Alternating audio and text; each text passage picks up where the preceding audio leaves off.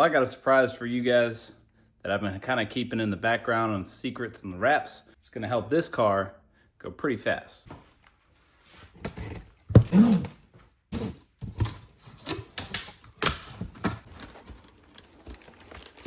We got ourselves a freaking turbo, boys. Let's get this thing unboxed and we will go over what this is, and you'll not believe what I paid for this. All right, so this is a max speeding rods I got with a 75 millimeter sweet Billet wheel on the compressor side. The actual exhaust is a T6 with a 132 AR and 8896 compressor. This is going to be going on that with the junkyard build that you have to go check out. What's crazy about this is the price.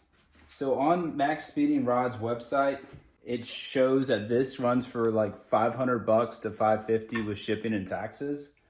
I found this exact turbo on sale from AliExpress from Max Speeding Rods for everything, and I had the screenshot of it, for $250 with the billet wheel.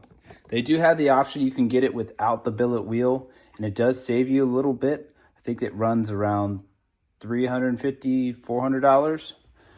But I got this on an stupid sale, and it's a freaking S400.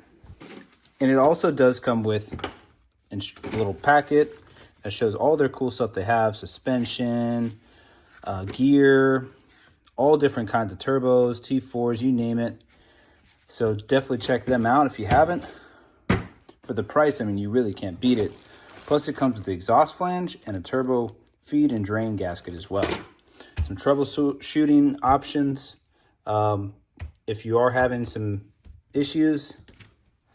And a really cool, like, actual, not just a sticker, but more like an emblem. So that's pretty neat.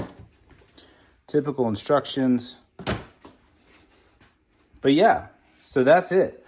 What do you guys think will this last? The only thing that could possibly cause this to fail is the fact that it does have a 270-degree thrust bearing.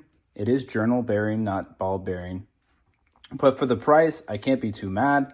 It would be nice if it had a 360-degree bearing. Definitely would prefer to have that.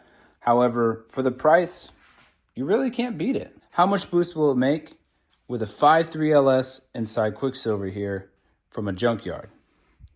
And also, how much power do you think this will make? Let me know down in the comments below, and stay tuned because we're going to be putting this thing to the test.